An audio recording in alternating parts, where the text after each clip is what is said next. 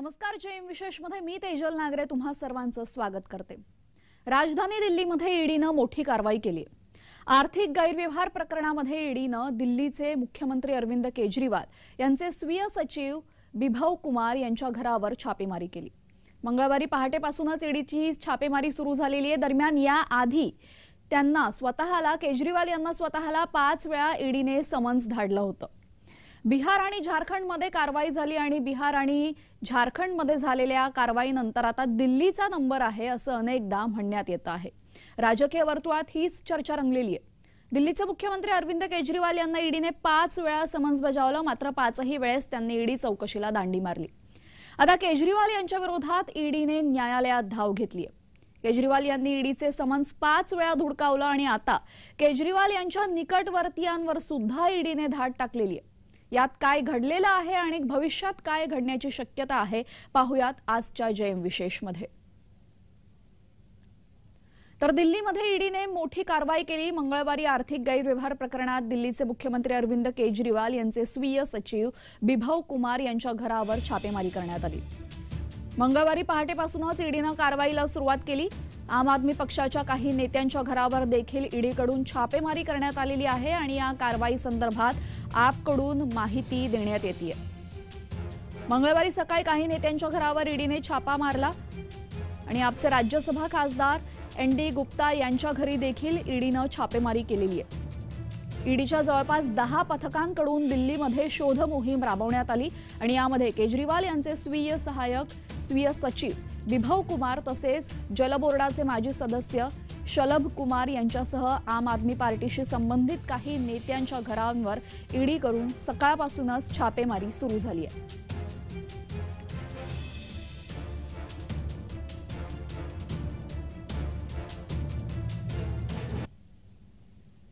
दरम्यान या संदर्भात उद्धव गटाचे नेते संजय राऊत यांनी ईडीच्या कारवाईवर भाजपावर जोरदार हल्लाबोल केला. देशात लोकशाहीची हत्या सुरू आहे. सरकारच्या विरोधात बोलल्यास ईडीला मागे लावलं जात आहे. आरएसएस नंतर भाजपा जर कुणाला मानत असेल तर ईडीला आहे असा टोला यावेळेस संजय राऊतांनी लगावला. तर दुसरीकडे काँग्रेसने देखील या कारवाईवरून भाजपावर निशाणा साधलाय.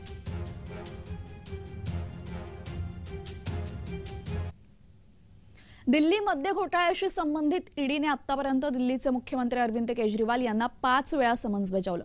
मात्र 5 वेळा समन्स बजावूनही मुख्यमंत्री अरविंद केजरीवाल हे एकदाही ईडी समोर हजर झाले नाही. त्यामुळे ईडीने जारी केलेल्या समन्सचं पालन न केल्याबद्दल शनिवारी मुख्यमंत्री अरविंद केजरीवाल यांच्या विरोधात न्यायालयात धाव घेतली ईडीने.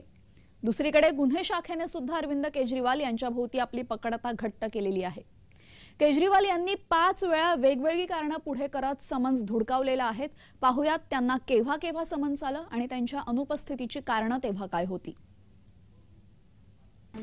2 नोव्हेंबर 2023 रोजी त्यांना पहिल्यांदा समन्स आलं आणि मध्य प्रदेश निवडणूक प्रचाराचं कारण समोर करत त्यांनी या चौकशीला जाणं टाळलं. 21 डिसेंबर 2023 रोजी सुद्धा त्यांना दुसरं समन्स आलं. त्यावेळेस विपश्यनेसाठी गेल्याचं कारण पुढे करण्यात आलं आणि ते समन्स चौकशीला हजर राहिले नाही.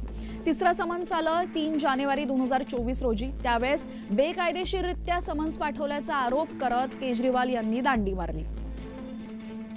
चौथं समन्स आलं 19 जानेवारी 2024 रोजी. यावेळेस गोव्याला त्यांचा पूर्वनियोजित कार्यक्रम असल्याचं सांगत त्यांनी चौकशीला जाणं टाळलं. आणि 5वं समन्स 2 फेब्रुवारी 2024ला आलं, ज्यावेळेस बेकायदेशीररित्या समन्स पाठवल्याचा आरोप त्यांनी केला आणि 5व्यांदा त्यांनी समन्स धुडकावलं. त्यामुळे ईडीने न्यायालयात धाव घेतली.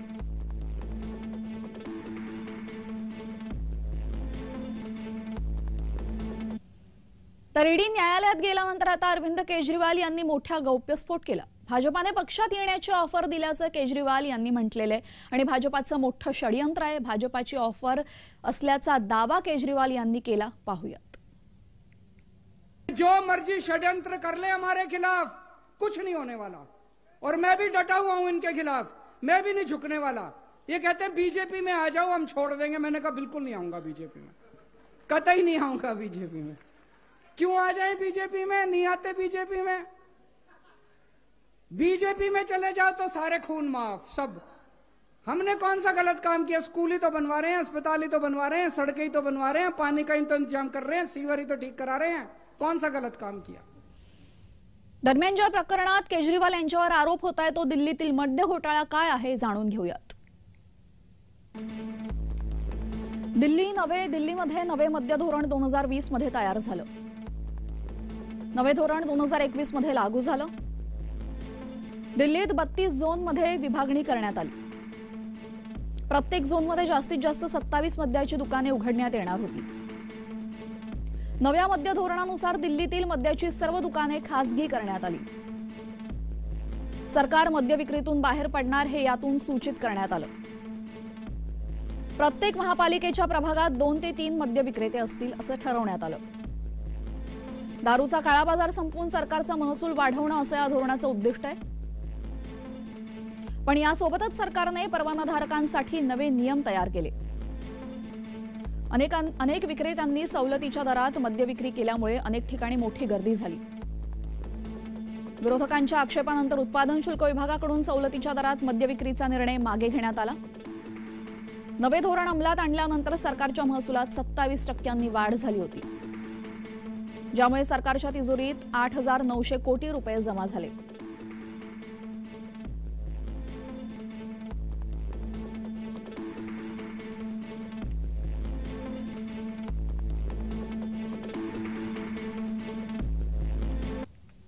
तर ईडीने आबकारी धोरणातील कथित घोटाळ्यासंदर्भात चौकशीसाठी हजर राहण्याचा 5 वेळा समन्स बजावला आणि 5ही वेळा केजरीवाल यांनी पालन केलं नाही आणि ईडीने न्यायालयात धाव घेतली. निर्दोष असल्याचा दावा वारंवार केजरीवाल यांनी केलेला आहे आणि भाजपावर आरोप केले की भाजप हे षडयंत्र रचतंय. आता या संदर्भात ईडीने न्यायालयात तर धाव घेतलेली आहे. ईडीने शनिवारी न्यायालयात धाव घेत तक्रार दाखल केली. यावेळेस अतिरिक्त मुख्य महानगर दंडाधिकारी दिव्या मल्होत्रा यांनी शनिवारी युक्तिवाद ऐकल्यानंतर उर्वरित युक्तिवाद आणि ईडीने दाखल केलेल्या नव्या तक्रारीवर विचार करण्यासाठी 7 फेब्रुवारीला पुढील सुनावणी ठेवली. आता 7 फेब्रुवारीला सुनावणीत काय होणार, केजरीवाल चौकशीला हजर राहणार की नाही, केजरीवाल यांच्यावर काय कारवाई होणार हे 7 फेब्रुवारी नंतरच समजेल. यासह जयम विशेषमध्ये वेळ झालेली आहे. इथेच थांबण्याची सर्व प्रेक्षकांना जय महाराष्ट्र.